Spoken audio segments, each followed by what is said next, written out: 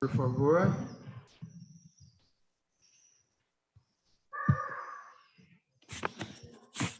Eu não sei como é que está aí para os irmãos em casa, mas nós vamos compartilhar a palavra hoje. Semana passada tivemos um probleminha aqui, os que estavam vão se lembrar. Eu esqueci meus óculos e sem os óculos eu não consigo ler. E logo semana passada a Irani não veio, porque os óculos dela servem para mim. Teve um dia que eu preguei com óculos assim, meio feminino, mas foi o que serviu para eu poder ler a Bíblia. Mas vamos ver o que diz Juízes, capítulo 8. Juízes, capítulo 8. Juízes, capítulo 8.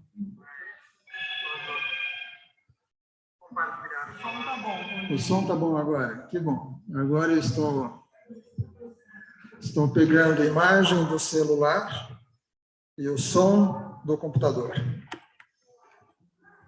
Se alguma coisa da mensagem ficar, o Senhor vai traduzir. Juízes, corrigindo, Juízes, capítulo 8.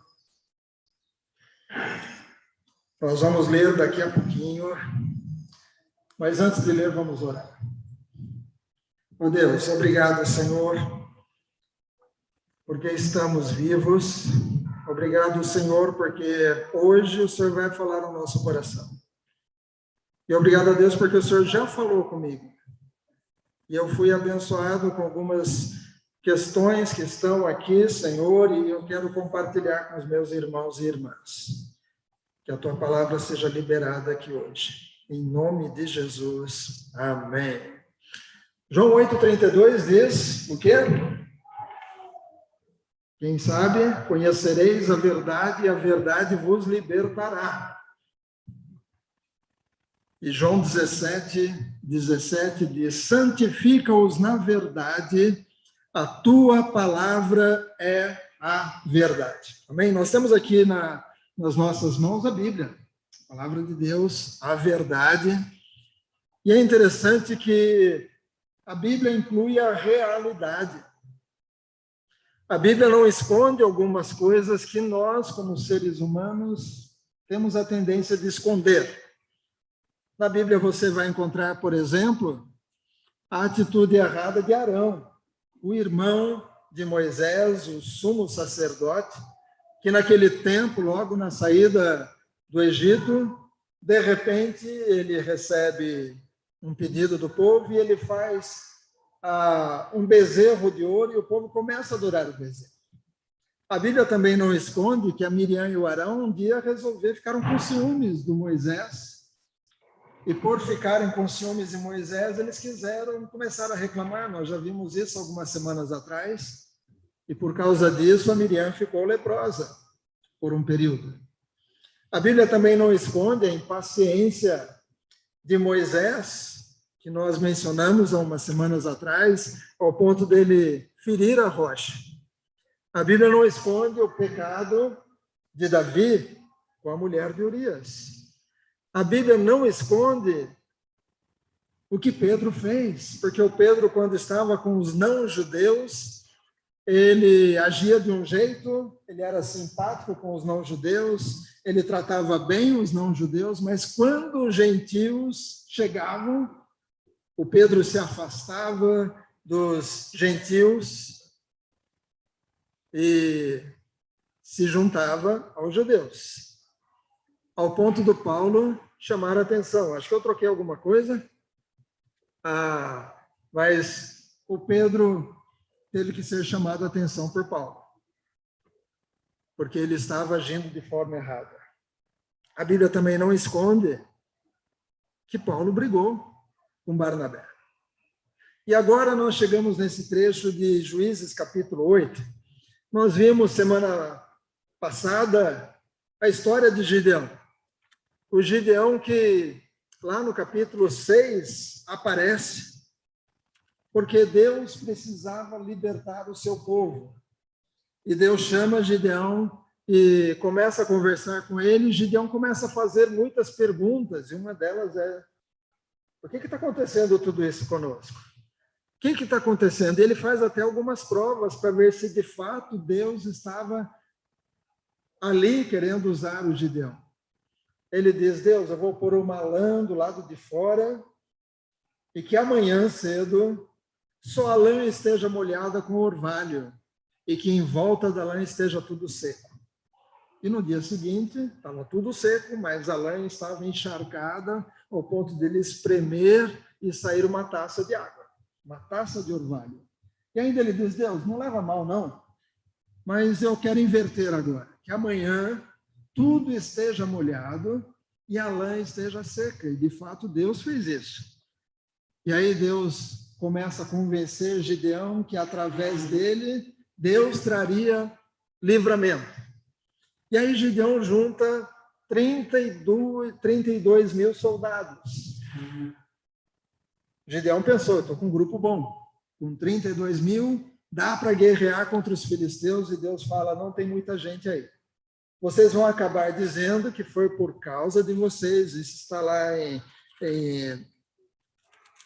capítulo 7, versículo 2. Juízes 7, 2. O Senhor disse a Gideão: é demais o povo que está com você para eu entregar os midianitas nas suas mãos. Tem muita gente, Gideão. 32 mil é muito. E aí Deus diz para Gideão: fala para o povo que aqueles que estiverem, versículo 3 do capítulo 7, quem estiver assustado e com medo, saia da região montanhosa e volte para casa. Acho que o Gideão pensou uma meia dúzia vai sair, mas daqueles 32 mil, 22 mil foram embora, porque eles estavam com medo. Guerrear contra os midianitas não vai dar certo. 22 mil foram embora e ficou um grupo de 10 mil homens. Eu posso pensar que o Gideão pensou 32 mil era melhor. Mas tudo bem, 10 mil dá para levar. Aí Deus fala: ainda tem muita gente. Manda esse povo beber água lá no ribeiro. E eles vão lá para o ribeiro e cada um começou a beber água. E a ordem que Deus dá está ali no capítulo 7 de Juízes, versículo 6. O número dos que lamberam, aliás, capítulo 7, versículo 5. Gideão fez com que os homens descessem até as águas. Então o Senhor lhe disse: todos os que lamberem a água com a língua, como faz o cachorro, esse você deve pôr da parte. Separe-os daqueles que se ajoelharem para beber. O número dos que lamberam, levando a mão à boca, foi de 300 homens.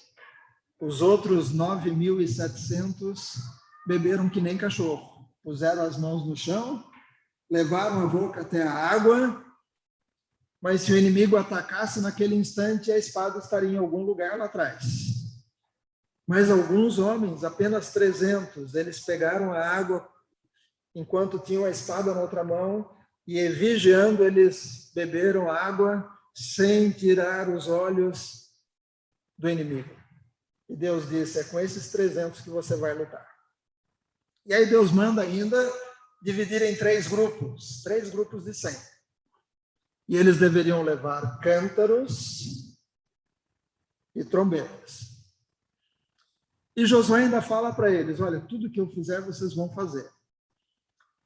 Vocês conhecem talvez o Ministério Gideões Internacionais, aqueles que distribuem Novo Testamento nos presídios, nas escolas, nos hospitais. E o símbolo dos Gideões Internacionais é aquela bibliazinha azul ou marrom, depende de onde você recebeu, tem uma ali. O símbolo que tem na capa é um cântaro, é um jarro de barro. Porque dentro do jarro de barro que os Gideão e os 300 estavam levando, tinha uma tocha.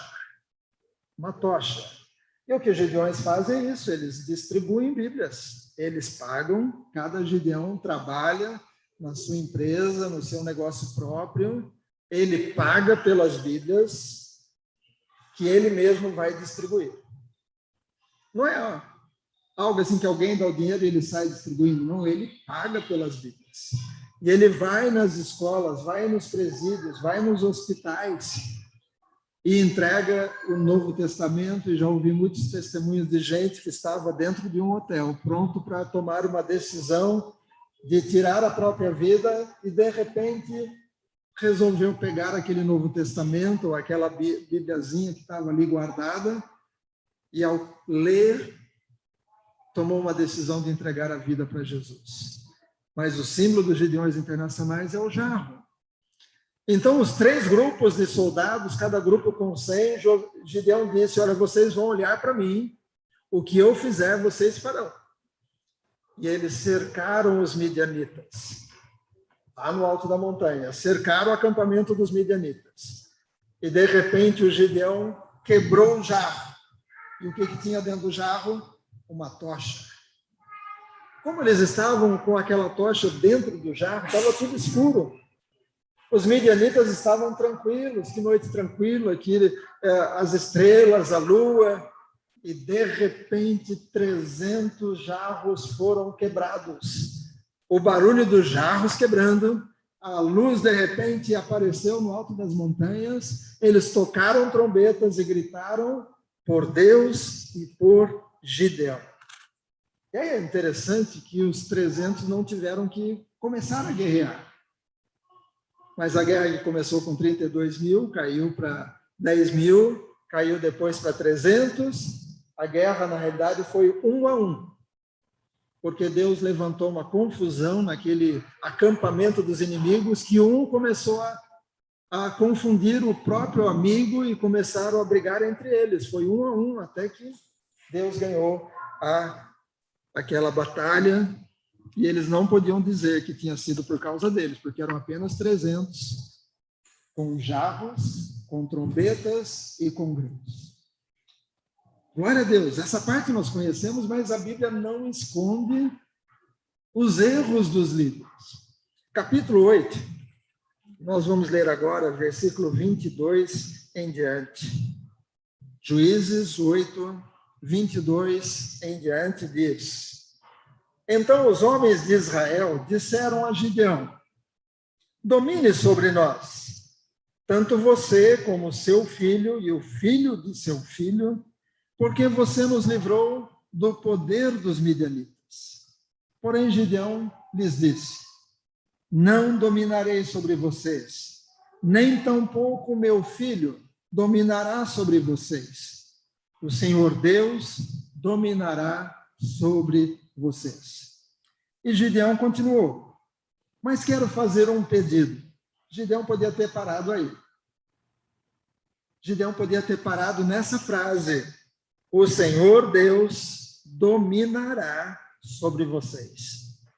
Mas aí ele teve uma ideia.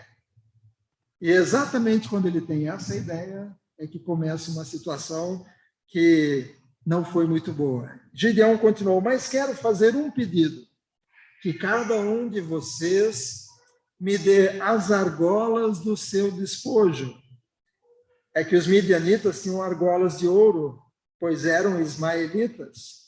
Então eles responderam: de bom grado as daremos. E estenderam uma capa, e cada um deles colocou ali uma argola do seu despojo.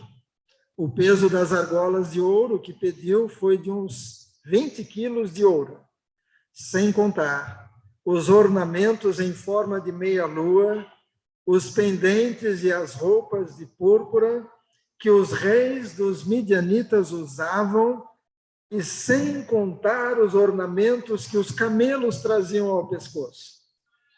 Disso, Gideão fez uma estola sacerdotal. Vou repetir. Disso, dessas peças de ouro, desses pendentes, desses enfeites dos camelos, disso Gideão fez uma estola sacerdotal. O que é uma estola sacerdotal? É parte da roupa de um sacerdote. Nós sabemos que os sacerdotes, eles eram lá da tribo de Levi. Já tinha sacerdote, já tinha todo o sistema, todo o culto pronto, funcionando. Mas, de repente, o Gideão disse, eu vou fazer uma estola sacerdotal. E ele faz a estola sacerdotal e a pôs na sua cidade, em Ofra, e todo Israel se prostituiu ali, adorando essa estola. E isso veio a ser um tropeço para Gideão e toda a sua família. A gente viu que Gideão começou bem. E hoje eu gostaria de falar sobre faça ajustes na sua vida para acabar bem. Porque se a gente não fizer alguns ajustes de vez em quando, nós também corremos o risco de acabar mal. Há um tempo atrás, obrigado, pastora.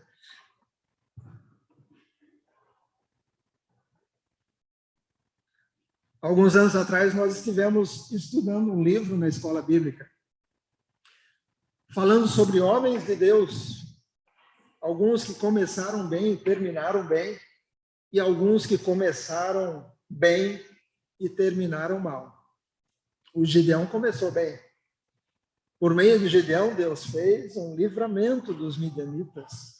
Ele livrou Israel dos midianitas. Mas lá no fim da vida de Gideão, ele tem essa ideia, vou fazer uma estola sacerdotal. E aí é que nasceu o perigo. De manhã eu comentei que a mensagem vai ser em 2 Timóteo, capítulo 2. Vamos para lá. 2 Timóteo, capítulo 2. Mas com base nessa situação de Gideão, nós vamos até o capítulo 2 de 2 Timóteo e vamos ver o que é que nós precisamos fazer para terminar bem. A última coisa que eu quero é que lá na frente alguém diga, eu gostava do pastor Daniel, até que ele começou a fazer umas coisas estranhas, até que ele começou a ensinar umas coisas, heresias daquelas. Eu não quero que alguém fale isso de mim. Eu acho que a Dani não quer que no futuro alguém diga, eu gostava da Daniela, até que ela começou a fazer isso, aquilo, outro. Eu acho que o grupo do louvor, quem canta, quem toca, nenhum deles quer lá na frente que alguém diga, eu gostava do Marcelo, mas depois ele mudou a cabeça e começou a fazer algumas coisas. Eu gostava da Irene, mas depois a Irene mudou. Eu acho que Elisete também não quer que lá no futuro alguém diga, eu gostava da Elisete, mas depois ela virou a cabeça. E talvez alguém está lá em casa e eu posso dizer que você que está em casa também precisa vigiar para terminar bem. Né, Rogério? Creio que o Rogério quer terminar bem também. E todos nós. Mas o Gideão que começou bem, ele não terminou bem. Porque lá no fim, ele resolveu se honrar. Eu vou fazer uma estola sacerdotal. Eu vou colocar na minha cidade. E o povo começou a ir para aquela cidade para adorar uma roupa de sacerdote, que nem era roupa original, era uma roupa fake, era uma roupa falsa. Paulo aqui, em 2 Timóteo, capítulo 2, Paulo está escrevendo a um jovem pastor. O Paulo, que era um apóstolo experiente, ele disse algumas coisas a esse jovem pastor. Eclesiastes 7:8 diz, melhor é o fim das coisas do que o seu princípio. Eclesiastes 7:8. Eu vou repetir. Melhor é o fim das coisas do que o seu princípio. Porque muita gente começa bem e termina bem. Algumas pessoas começam mal, mas terminam bem. Mas algumas pessoas começam bem e terminam muito mal. Então, Paulo está escrevendo para esse jovem pastor Timóteo, e é uma conversa de pai para filho. Porque no capítulo 1 Timóteo, capítulo 1, ele diz que ele está escrevendo a Timóteo, o verdadeiro filho na fé. 1 Timóteo 1, 2. Então, Paulo considerava esse jovem pastor Timóteo como filho na fé. Então, um pai, ao escrever algo para o seu filho ou para a sua filha de recomendação, vai deixar coisas boas. E o Paulo escreve a Timóteo, e ele vai dizer algumas coisas importantes. Ontem, Rogério usou esse capítulo 2 de 2 Timóteo no encontro dos jovens aqui. Foi bênção. Obrigado, Rogério. Obrigado a todos que chegaram ontem aqui. Eu até comentei com ele, você está usando o capítulo de amanhã. Mas olha o que Paulo diz para esse jovem pastor, que o Paulo queria que terminasse bem.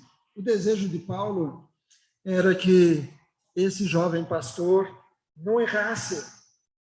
Muito pelo contrário, que ele fizesse um bom ministério ao ponto de terminar e as pessoas poderem falar dele depois. O Timóteo começou bem e terminou bem.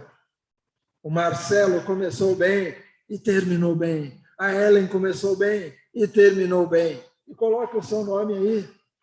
O Paulo escreve para ele, e ali no versículo 1 do capítulo 2, Paulo diz: quanto a você, meu filho, fortifique-se na graça que há em Cristo Jesus. Fortifique-se na graça que há em Cristo Jesus. Se eu não vigiar, eu vou enfraquecer. Como é que um crente enfraquece? Quando ele para de orar, quando ele para de ler a Bíblia, quando ele para de vir à igreja. Eu sei que alguns estão longe e precisam conectar, mas é claro, conectando tem esses problemas, né? Às vezes o som não ajuda. Mas pergunte para Deus: eu já posso ir para a igreja? Eu já devo voltar para a igreja para estar lá no culto presencial? Mas quando alguém para de vir à escola dominical, vai ficando fraco. Quando a pessoa só lê a Bíblia quando vai pregar, vai ficando fraca. Quando a pessoa só louva a Deus porque está ensaiando para o domingo, vai virando um levita fraco. Quando o professor só lê a Bíblia porque ele tem que ver a matéria do domingo que vem, vai ficando um professor fraco. Então, todos nós, eu me incluo aqui, nós precisamos orar, precisamos ler a Bíblia, precisamos estar em comunhão. Se não dá para estar presencial, online, todos nós precisamos andar com Deus. E Paulo está escrevendo a Timóteo dizendo: fortifique-se na graça que há em Cristo Jesus.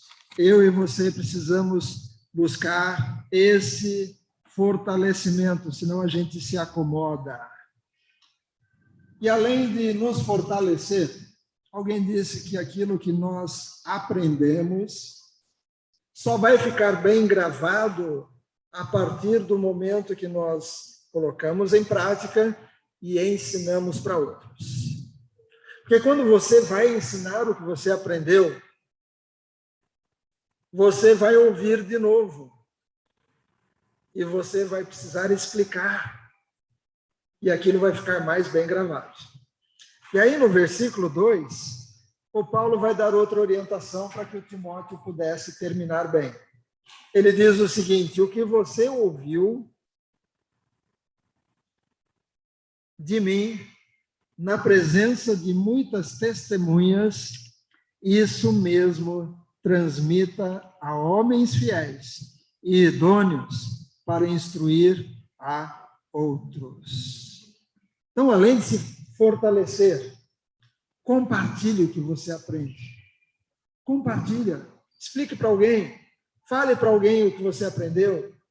Quando alguém comentar alguma coisa, você pode dizer, opa, eu aprendi isso, eu quero falar para você. Paulo está dizendo, Timóteo, que você aprendeu, não guarda só para você, não. Ensine tudo. Você já ouviu falar do pulo do gato? Muita gente fala o pulo do gato.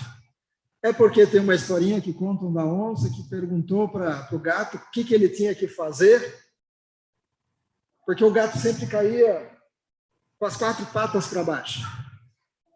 E aí o gato ensinou para a onça, ensinou, e quando a onça disse, ensinou já tudo, e aí a onça tentou atacar o gato e o gato pulou de lado. E a onça não conseguiu pegar o gato. Aí o gato disse, eu não ensinei isso aqui para você. Uma parte eu guardei. O pulo do gato. Por isso que falam o pulo do gato. É o pulo que o gato não ensinou para a onça. Isso é uma historinha. Mas tem gente que às vezes aprende bastante, mas só ensina uma parte para ainda continuar sabendo mais. Nós, como pastores, o nosso desejo é que muitos daqui da igreja se tornem pregadores, professores, gente que ora e as coisas acontecem, gente que ensina. O nosso desejo é ensinar tudo o que a gente sabe. E se alguém for maior, não tem problema, ficaremos felizes. E eu creio que quem toca, o melhor que pode fazer é ensinar.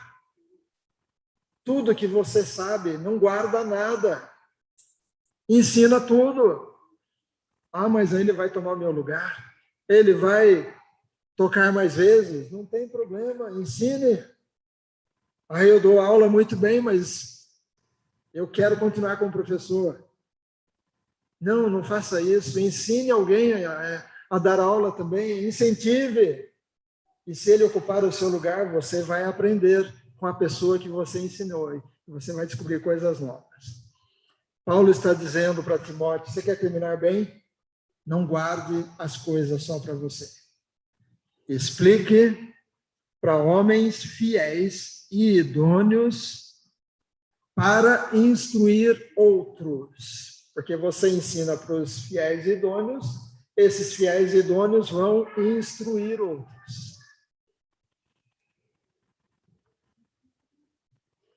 Seria uma boa forma do Timóteo também terminar bem. No versículo 3, o Timóteo vai dar outra orientação para nós terminarmos bem. É importante não desistirmos. Tem muita gente que desiste quando a coisa aperta. Tem muita gente que desiste quando os problemas chegam. Mas olha o que Paulo escreve para Timóteo, não desista. Ele diz, participe dos meus sofrimentos como bom soldado de Cristo.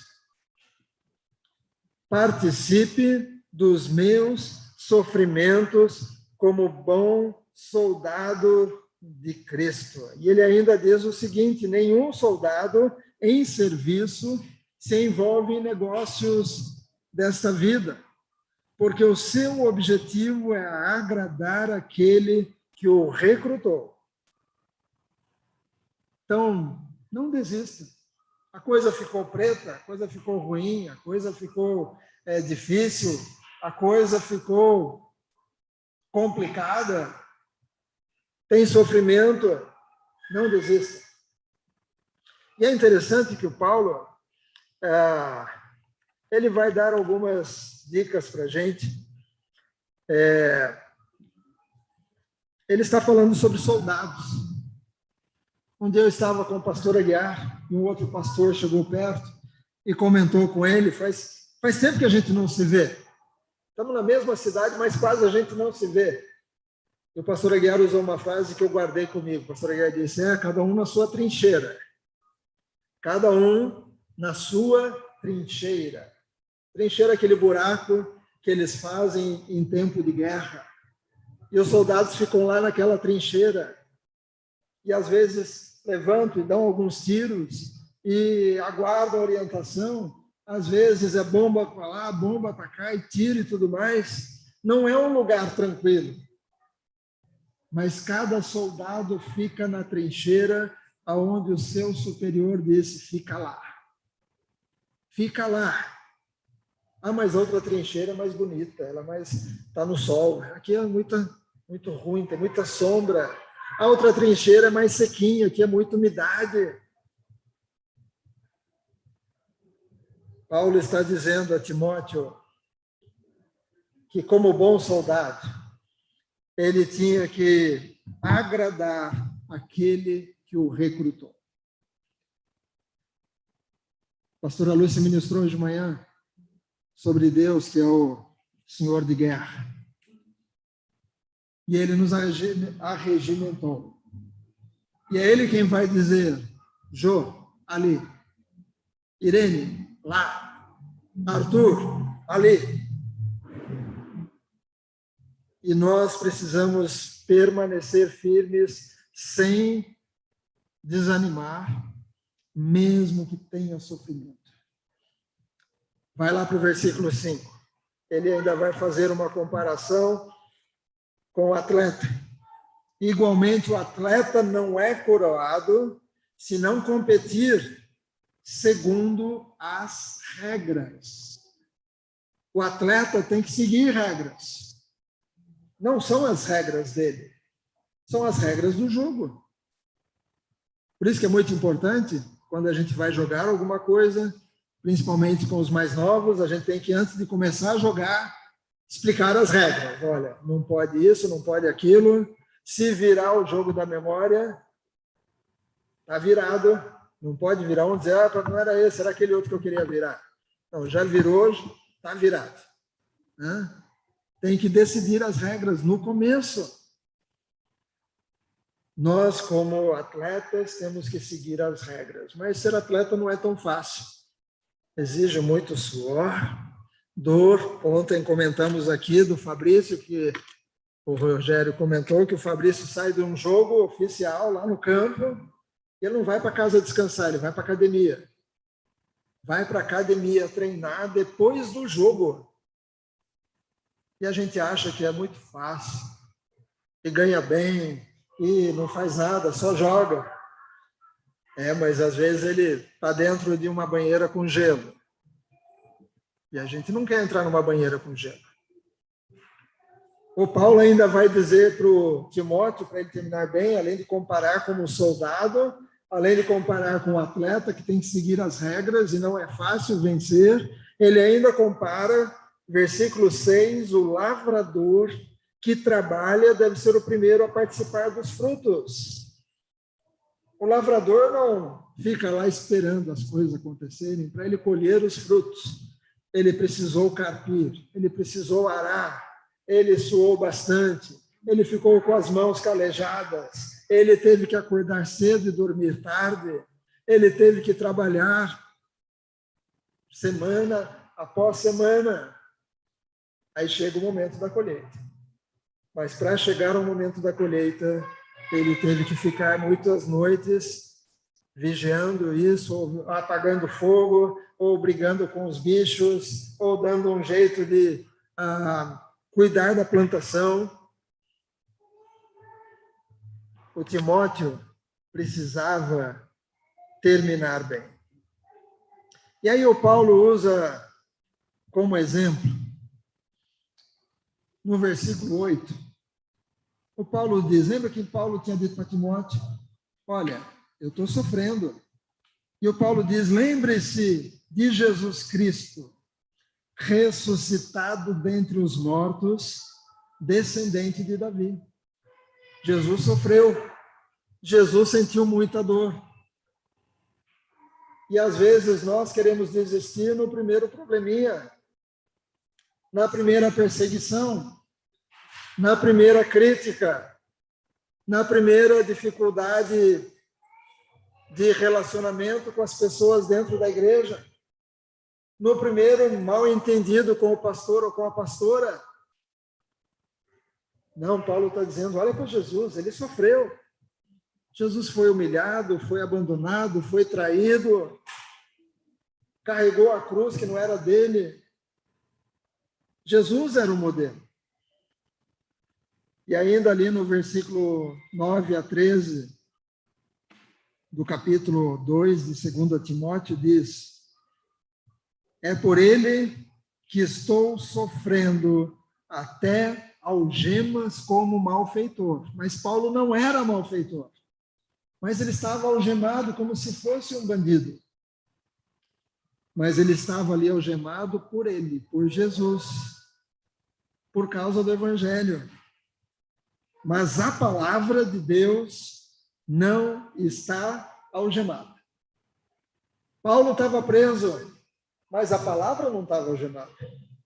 Porque ele preso, ele descobriu que tinha gente que tinha que estar o dia inteiro perto dele, os soldados, que estavam tomando conta dele. E aí ele começou a pregar para os soldados não podiam fugir. Os soldados tinham que ouvir. E ele começava a falar, e vários dos soldados se converteram, porque a palavra de Deus não estava algemada. E ele continua dizendo, por esta razão, versículo 10, tudo suporto por causa dos eleitos, para que também eles obtenham salvação que está em Cristo Jesus, com glória eterna. Fiel é esta palavra. Então, nós, às vezes, precisamos fazer alguns ajustes para terminar bem. Eu não quero terminar como Gideão. Eu não quero. E eu preciso vigiar. Preciso tomar conta das minhas atitudes, dos meus pensamentos, dos meus hábitos. A Jaqueline compartilhou comigo um pastor que pregou, dizendo que, às vezes, falar com jovens e falar sobre frutos do Espírito como uma tangerina, às vezes o jovem pensa que todo fruto é igual.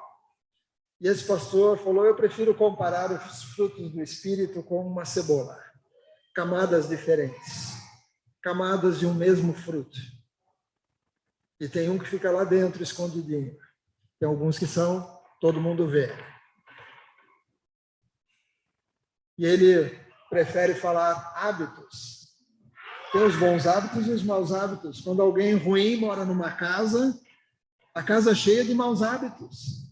Mas quando aquele morador vai embora, e outro morador bom vem, começa a morar naquela casa, com bons hábitos, os vizinhos vão perceber, agora está morando um vizinho bom aí. Assim somos nós. Quando o inimigo sai, e o Espírito Santo vem, ele traz os bons hábitos, os frutos do Espírito, que precisam estar em cada um de nós. Temos que fazer alguns ajustes.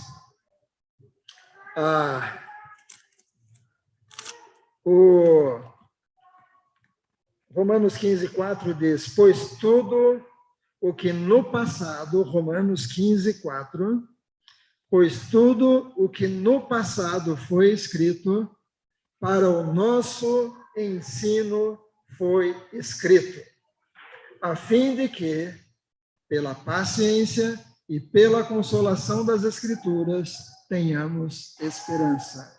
Romanos 15, versículo 4. Tudo que foi escrito foi para a gente. Por que não esconderam esse erro de Gideão? Não podia ter parado lá naquela hora que ele fala, não, eu não vou governar, vocês, Deus é que vai governar, e ponto final. Por que a Bíblia continua contando o que aconteceu com Gideão? Para a gente hoje olhar a história de Gideão e fazer uma transposição para a nossa vida e pensar, como é que eu estou? Será que eu estou caindo nesse erro? Será que um dia eu fui um bom professor de escola dominical e hoje eu sou só um professor para cumprir tabela?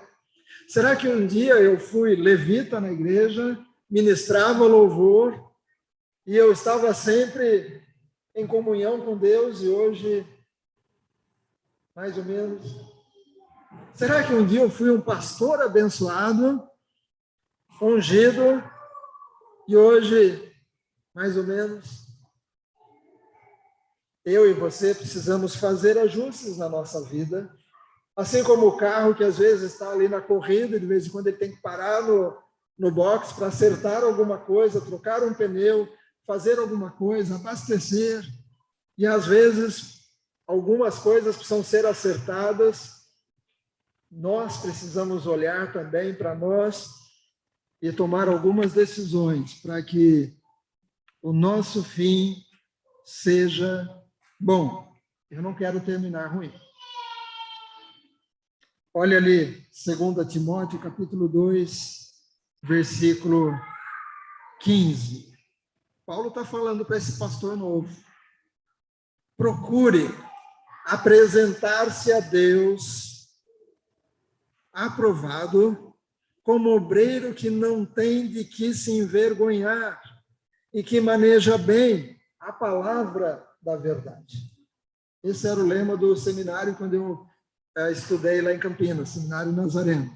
Procure apresentar-te a Deus aprovado, como obreiro que não tem de que se envergonhar e que maneja bem a palavra da verdade. Conheça a verdade. Conheça a palavra, porque senão você pode se ferir com essa espada. Ao invés de ferir o inimigo, você pode se ferir. Então conheça, maneje bem essa palavra. Paulo está escrevendo para Timóteo dizendo, procura apresentar-se como obreiro aprovado. Obreiro que o Senhor vai olhar e vai dizer, bem está, servo bom e fiel. Eu e você precisamos estar aprovados. Versículo 19 diz, entretanto, o firme fundamento de Deus permanece tendo este selo. O Senhor conhece os que lhe pertencem. Deus me conhece. Deus conhece todos nós. E Ele sabe dos detalhes. Pastor, às vezes, não fica sabendo dos detalhes dos irmãos. E os irmãos, muitas vezes, não ficam sabendo dos detalhes dos pastores. Mas aqui está dizendo, o Senhor conhece os que lhe pertencem. Não adianta eu terminar bem para a igreja, mas diante de Deus, Deus está dizendo, não está bem não. O Senhor conhece os seus obreiros. Versículo 21 diz, assim, pois, se alguém se purificar destes erros, será utensílio para a honra, santificado e útil para o seu Senhor. Eu quero ser um obreiro útil, um obreiro que Deus possa usar na hora que Ele precisar.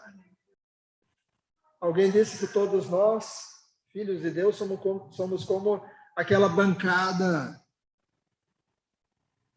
do homem que trabalha na oficina. Pode ser um carpinteiro, pode ser um mecânico.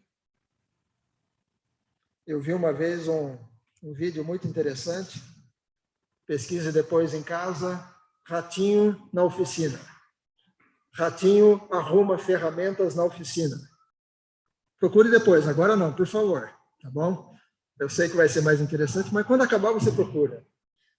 Mas era um mecânico que todo dia que ele terminava de trabalhar, ele largava aquela mesa bagunçada e ia para casa, quando chegava o dia seguinte, as ferramentas organizadas. E ele ficou curioso, ele pôs uma câmera de segurança e era um ratinho que saía e guardava algumas coisas. Procure depois, tá bom? Mas a mesa do homem que trabalha, quer seja um mecânico, quer seja um marceneiro, às vezes tem lá um martelo, um serrote, um formão, Ele não usa tudo de uma vez só. Mas na hora que ele precisa do formão, o formão tem que estar afiado.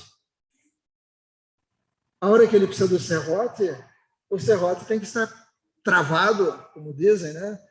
Pronto para usar.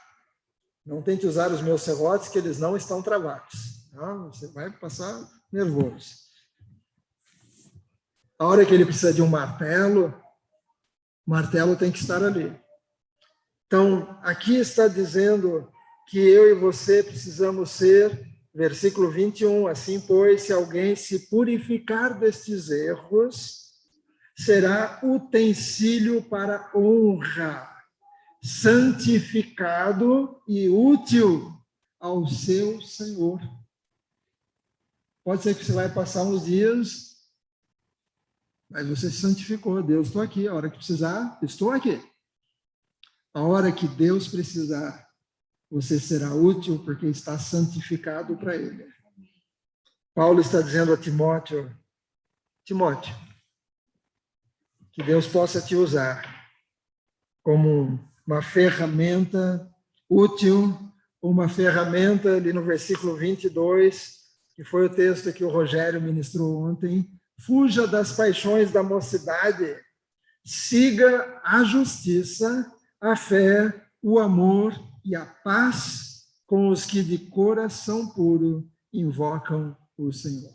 Ontem, quando o Rogério estava ministrando isso, eu consegui entender algo, que eu preciso fugir junto com outras pessoas. É mais fácil fugir quando você está acompanhado. Fugir sozinho é meio complicado. Às vezes precisa pular o muro. Se tiver alguém para fazer cela, melhor. Se tiver alguém para subir primeiro e te puxar lá de cima, melhor. Então, fuja das paixões da mocidade, junto com gente que está fugindo também.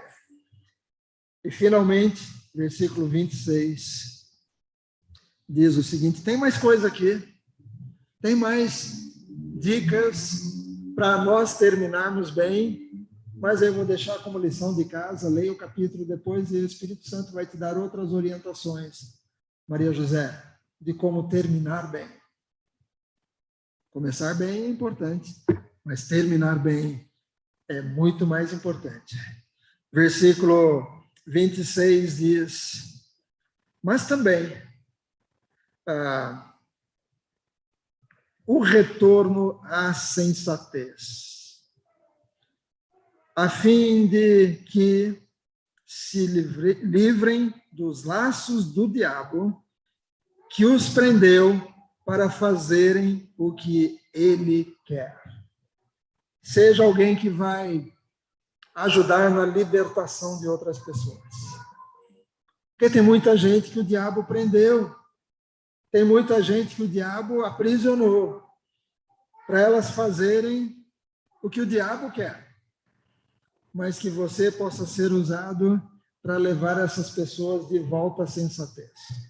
Talvez alguém que começou bem e hoje não está tão bem, talvez alguém da família, talvez alguém da igreja, daqui dessa igreja, talvez alguém que foi bênção na sua vida um dia, mas hoje está uma lástima. Seja instrumento de Deus para ajudar essa pessoa a se livrar dos laços do diabo. Ajude na libertação dessa pessoa. Ela talvez começou bem, está terminando mal, mas através de você ela vai poder terminar bem, porque você foi instrumento de Deus, ferramenta de Deus, pronta e útil e santificada para o uso do Senhor. A Bíblia não esconde o erro dos homens e mulheres que tiveram suas vidas registradas. Mas tudo isso é para que eu e você possamos olhar e trazer para nós. Como é que eu estou? Abaixe sua cabeça, feche seu olho e vamos orar. Talvez alguém aqui na igreja, ou em casa, ou no carro, talvez agora à noite, nesse domingo, 29 de agosto, mas talvez daqui a um ano, talvez alguém resistiu, mesmo com tanto som ruim na internet, talvez alguém resistiu para ver, deixa eu ver onde é que vai parar esse negócio aí, e ficou até o final. Mas talvez alguém esteja pensando, eu não estou indo muito bem. Eu comecei bem lá atrás, estava indo bem, mas hoje eu não estou tão bem. Hoje é o dia bom para você orar. Hoje é um ótimo dia para você se colocar diante de Deus e pedir misericórdia e pedir que Ele te ajude. Porque sozinho você não vai terminar bem. Precisa dele. Ele vai mostrar alguns ajustes. Ele vai fortalecer, ele vai capacitar, ele vai derramar do seu Espírito Santo, ele vai perdoar os seus pecados e vai te ajudar a terminar bem. Eu não sei quando é que eu vou terminar a minha carreira. Não sei se eu tenho muitos anos pela frente ou muitas horas. Eu não sei se eu terei paz ou se eu terei sofrimento, porque o Paulo passou por muitos sofrimentos, até mesmo sendo preso por causa do Evangelho. Eu não sei o que vai acontecer comigo. Você também não sabe. Mas que a gente possa terminar bem. Vamos orar. Ó Deus, nessa noite, nós queremos pedir misericórdia sobre as nossas vidas. Talvez alguém, Senhor, está orando agora, orando dizendo, Deus, tem misericórdia de mim, porque eu percebo que estou a caminho de um fim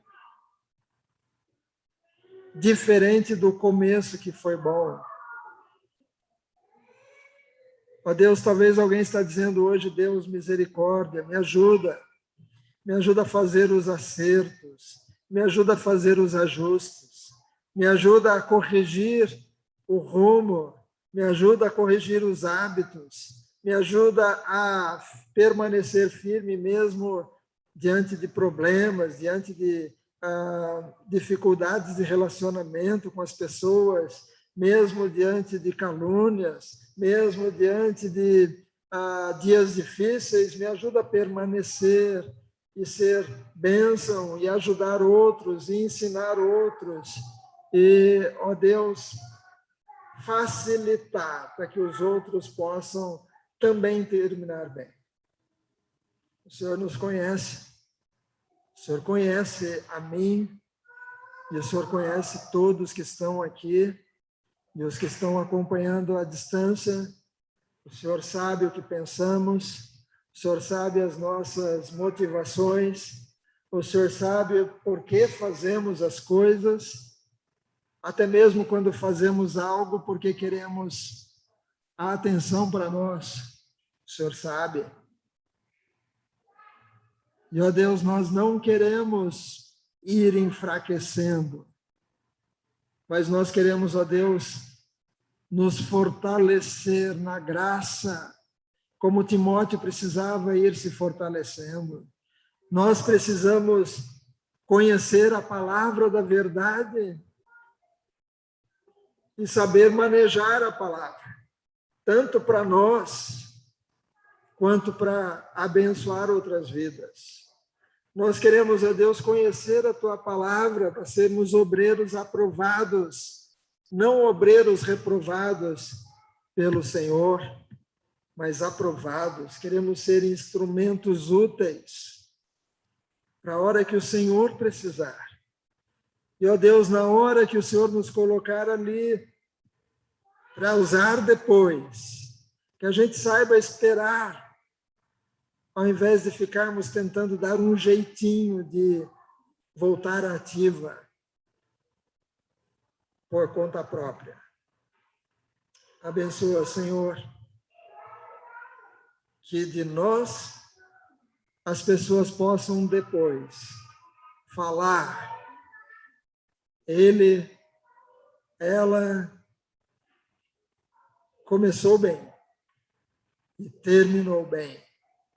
E não apenas terminou bem, mas foi instrumento de Deus para ajudar muitos a também terminarem bem.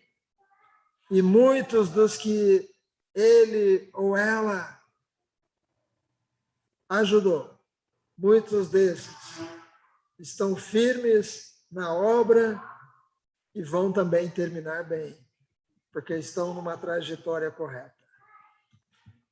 Abençoa, Deus, a tua palavra.